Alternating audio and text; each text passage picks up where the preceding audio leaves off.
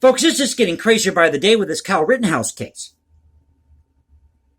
And you've got people outside the courthouse in Kenosha screaming justice for Jacob Blake. And half of them don't even know that the victims in this case were all white. Joseph Rosenbaum, who should have never been let out of a mental institution, Anthony Huber, and Gage Grosskreutz. So you have two people who were shot and killed. That was Joseph Rosenbaum and Anthony Huber. But Gage Grosskreutz, he survived. He was shot in the arm. Spent days in the hospital. And he posted a video with his roommate saying that if he had the chance to do it all over again, he would have put every single bullet that he had into Kyle Rittenhouse. If that's not a threat, I don't know what is.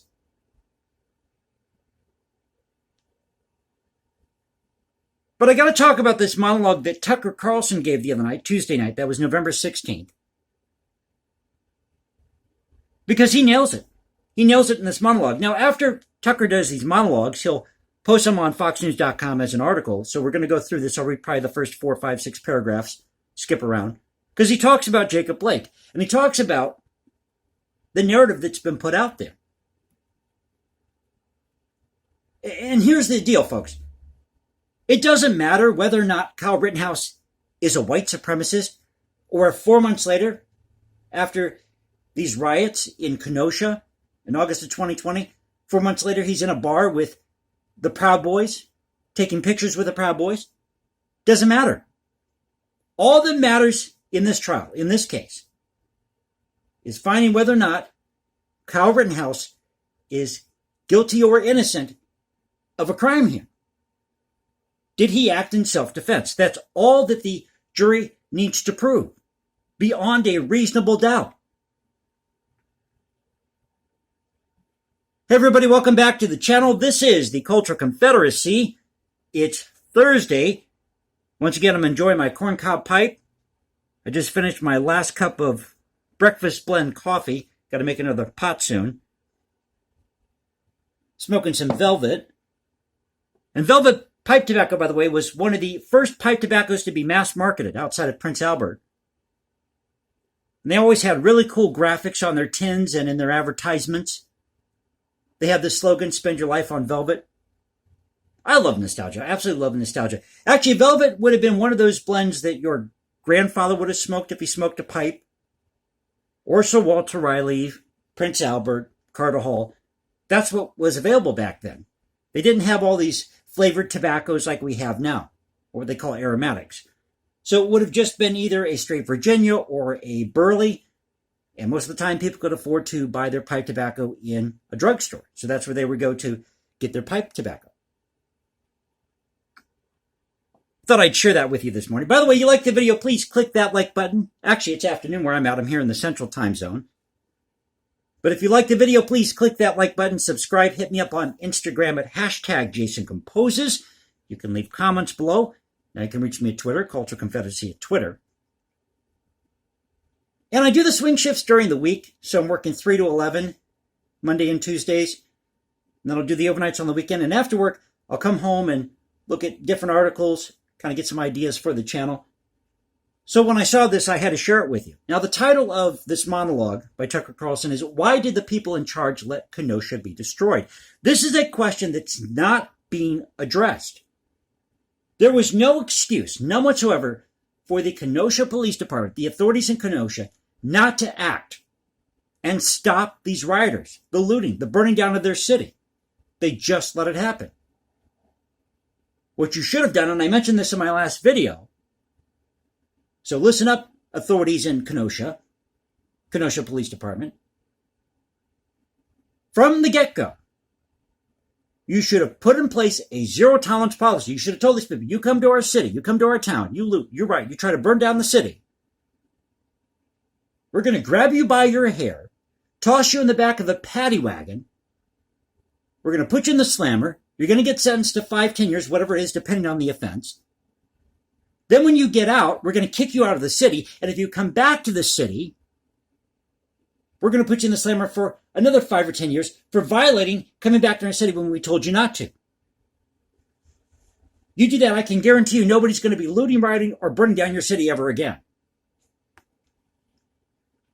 So let's get to the monologue here. Tucker Carlson starts out by saying this. Just another evening in what has become a pretty high drama country, really.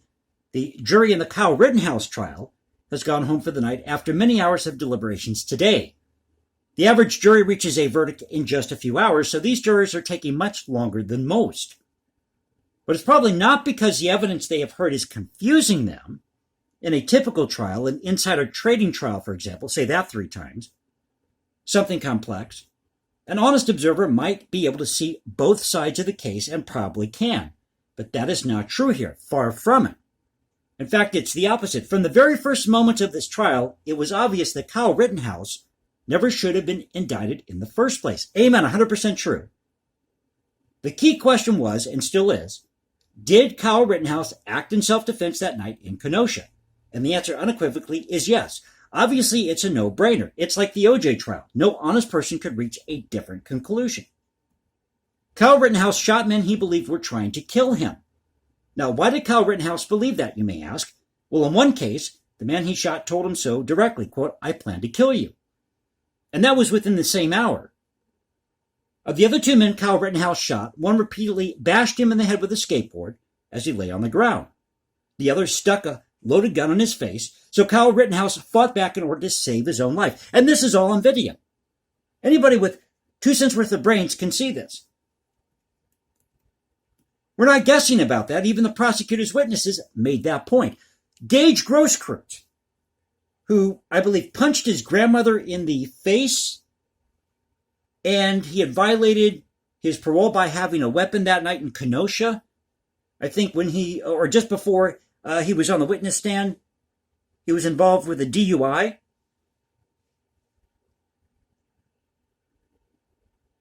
So once that happened, once Kyle Rittenhouse's life was threatened on the street in Kenosha, what were his options exactly? And this is where Tucker Carlson really nails it. Well, he could have fought back, or he could allow himself to be murdered by the rioters. And allowing himself to be murdered by the rioters is essentially what the prosecution has argued. Kyle Rittenhouse has a duty to submit to the mob. Well, no more. No more. Those of you who are experiencing or who experienced this looting, the rioting, these people burning down your city, next time people try this, you tell them, not in my town, and you kick their ass out. And don't be afraid to do it. Stand up to these people, because at the end of the day, when you get them by themselves, they're cowards. It's called groupthink. These people could never think for themselves as if their life depended on. So that's the lunacy, and no sane jury could agree with that for a second. So the question is, why is it taking so long for this jury to produce a very obvious verdict? For answer, look outside the courtroom. There are hundreds of National Guard troops assembled tonight in Kenosha. Why are they there? Well, they've come in case Kyle Rittenhouse is acquitted, not in case he's convicted, in case he's acquitted. At which point he is acquitted, pretty much everyone expects the usual mobs of Joe Biden voters to burn, loot, and destroy. Now, I've been having this discussion with people here on YouTube. There was this back and forth about January 6th. Guy posted, well, it was all Trump supporters in D.C. on January 6th. And I wrote back and I said, it was all Trump supporters in D.C. on January 6th? Really? As far as I recall, you had BLM and Antifa activists that were clashing with Trump supporters. So yes, you did have BLM and Antifa members who were in D.C. on January 6th. And in fact, as it turns out, these were the people that were infiltrating the crowd and causing all the ruckus at the Capitol building. It wasn't Trump supporters. Trump supporters were not getting into altercations with police, which is completely opposite of what they have been doing all year by supporting the police. And I didn't vote for Trump. I mean, I liked his enthusiasm for the country. He was our president at the time. I didn't see that with Joe Biden. I loved his enthusiasm, his love of the country. I don't care if you're a Republican or Democrat. I'm an independent voter. And you Republicans, you Democrats out there, you have been the biggest cause of trouble in this country since God only knows when. The biggest grifters on the planet.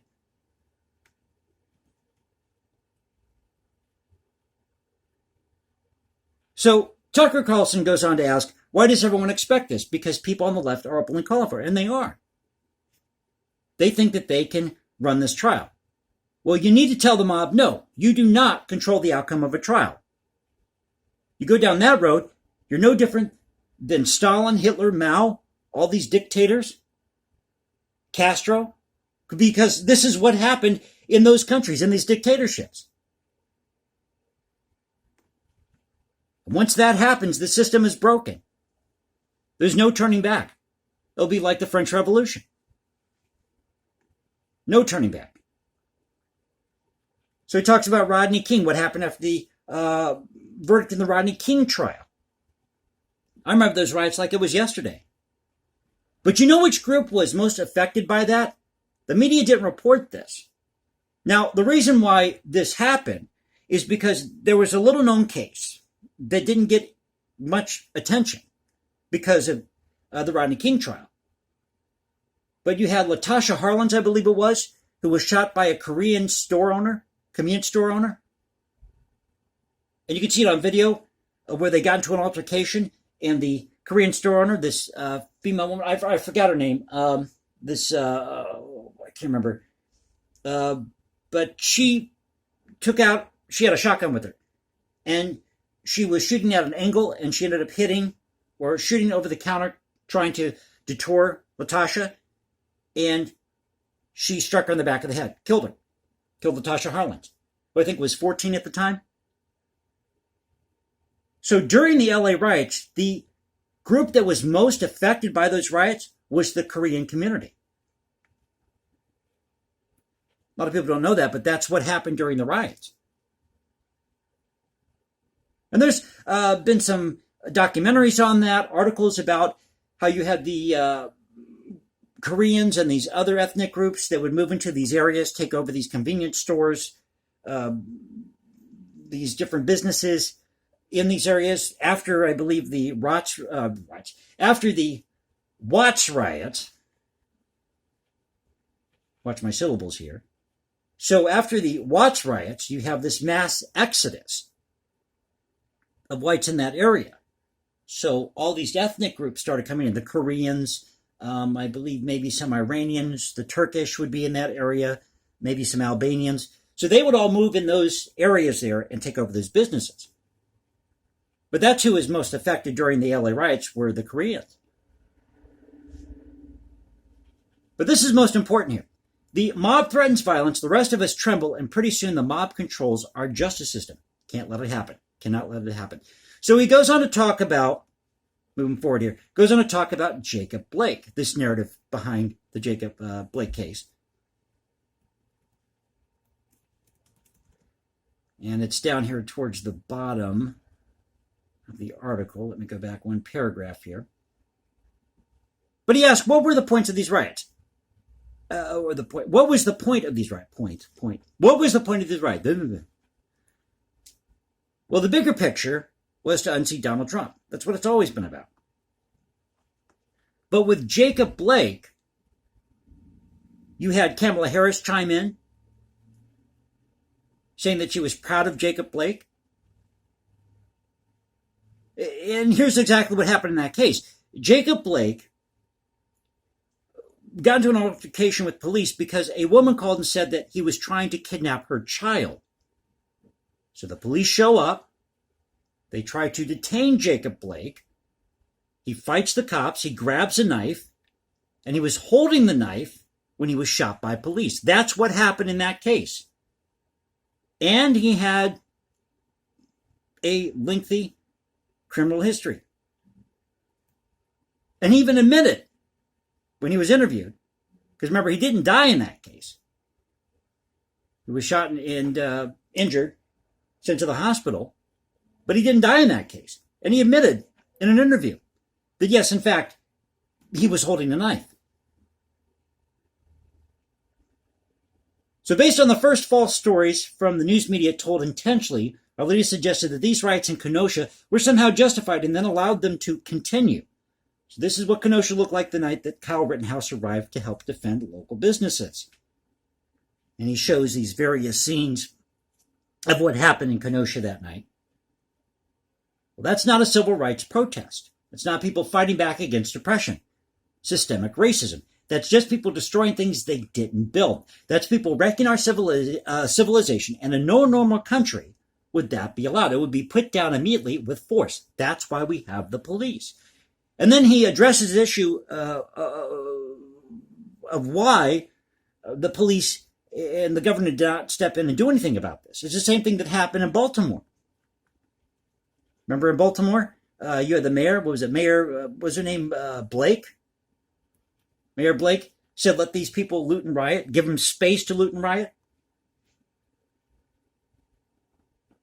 And the governor of Wisconsin, who's still there, is Tony Evers. He turned down an offer from Washington to send federal officers in to help get Kenosha under control.